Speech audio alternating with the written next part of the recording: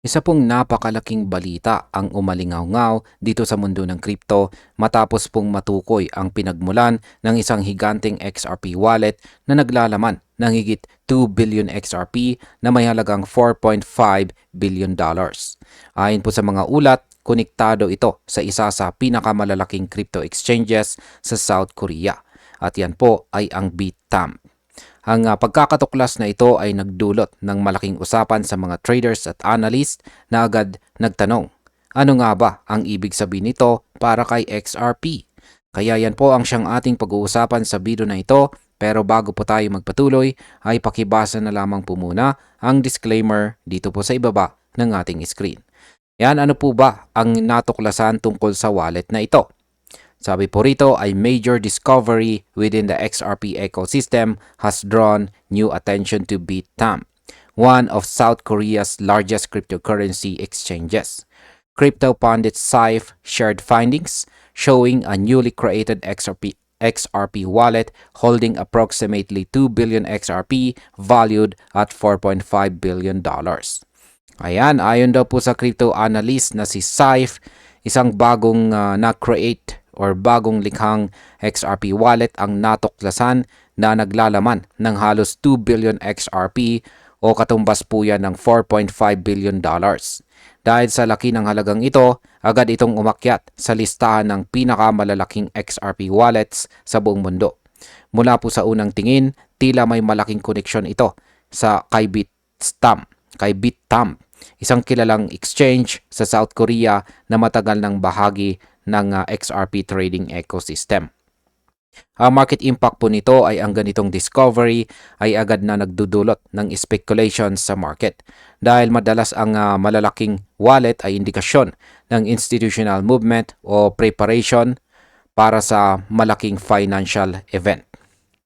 Ngayon ay bakit po ba napakalaking bagay ng wallet na ito? Yan, sabi rito ay the wallet's creation immediately position it among the largest XRP holding addresses in existence, surpassing several well-known exchange reserves. Saif's post accompanied by on-chain data revealed details of the wallet, which currently lists on available balance of more than 1.7 billion XRP. Yan ang pagkagawa lamang po ng wallet na ito ay agad itong pumasok sa hanay ng pinakamalalaking XRP holders sa buong mundo. Ang balance po nito ay higit 1.7 billion XRP, kung saan ay mas malaki pa sa hawak ng ilang mga kilalang exchanges. Ipinakita rin ni Saif ang on-chain data na nagpapatunay sa legitimacy ng address, kaya mas lalo itong nag-udyok ng interest mula sa mga crypto analysts at saka investors. Ang market impact po nito ay kapag ganitong kalaking galaw ang nangyayari sa blockchain, madalas itong nagpapahiwatig ng posibleng institutional reorganization o malapit na launching ng bagong product na may malaking epekto sa presyo. Ano naman ang connection nito sa mga galaw ng market? Yan. Sabi po rito ay his observation, yan po, came as the token's market momentum continues to strengthen, with analysts closely monitoring large wallet activities for signs of institutional accumulation.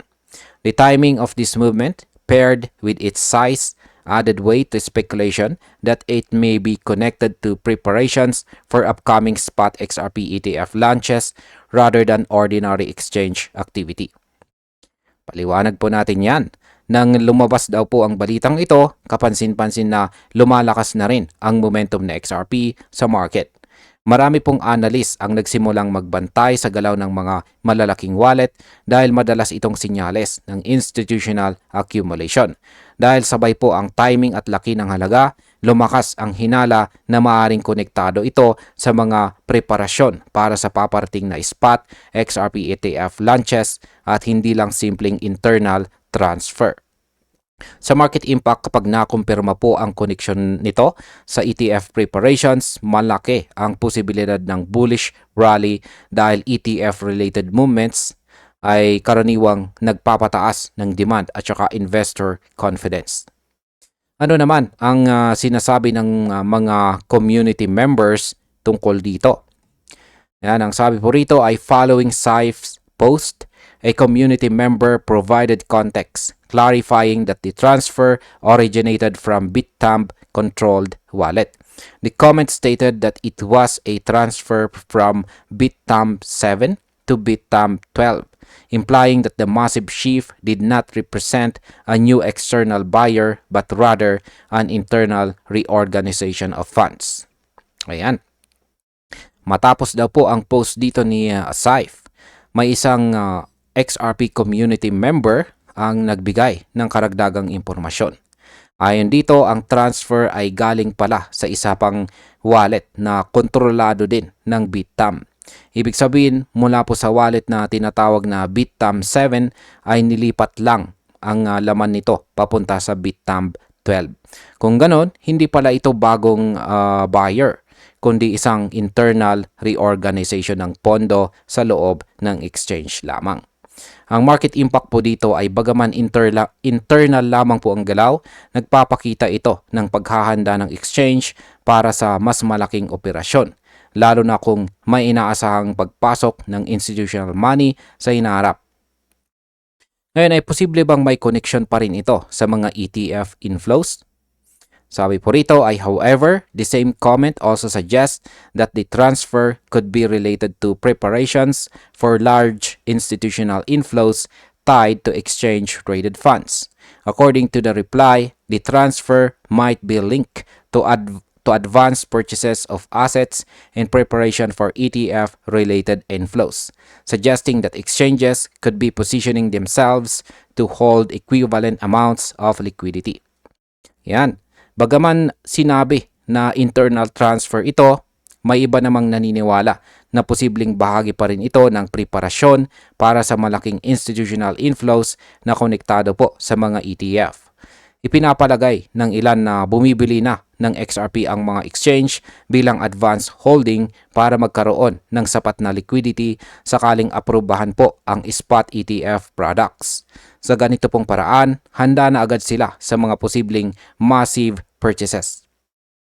Sa market impact, kung tama po ang hinalang ito, maaaring magkaroon ng pre-ETF price surge dahil po sa unahan or mag-uunahan ang mga exchanges at institutions sa pag-ipon ng kanilang supply kay XRP.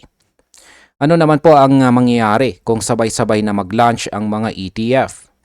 Sabi po rito tungkol dyan ay the user also noted that if multiple ETF products were to launch at the same time, the 2 billion XRP movement could seem relatively small in comparison.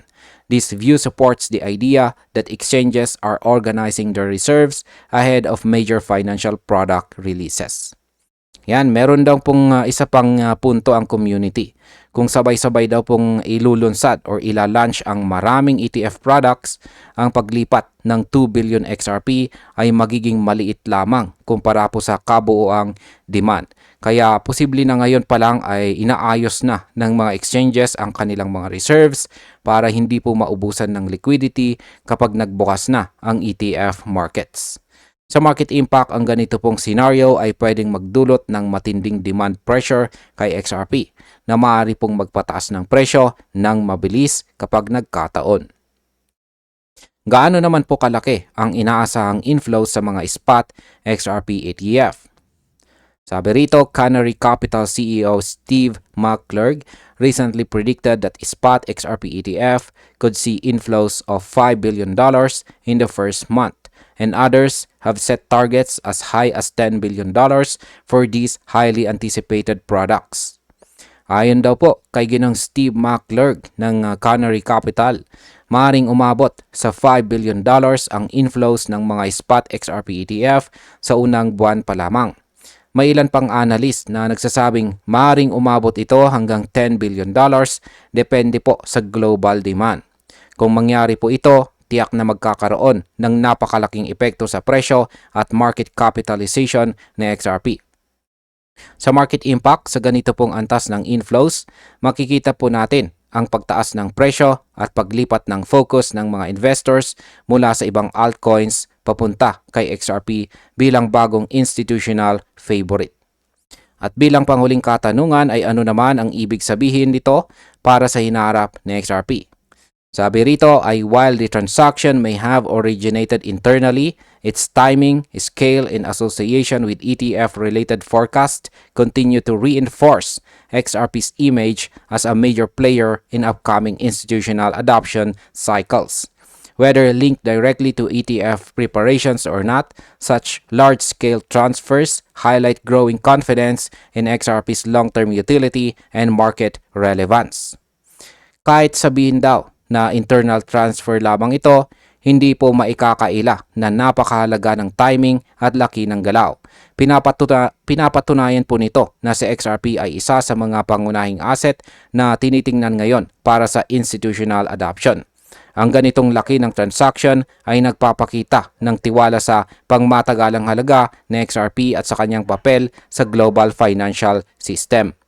Ang market impact po nito ay sa patuloy na lumalakas na institutional confidence, posibleng makakita po tayo ng sustained price growth kay XRP sa mga darating na buwan. At bilang panghuli, ang aking opinion naman tungkol dito ay kung titignan po nating mabuti, malinaw na kahit internal transfer lamang ito, nagbigay po ito ng malaking signal sa market.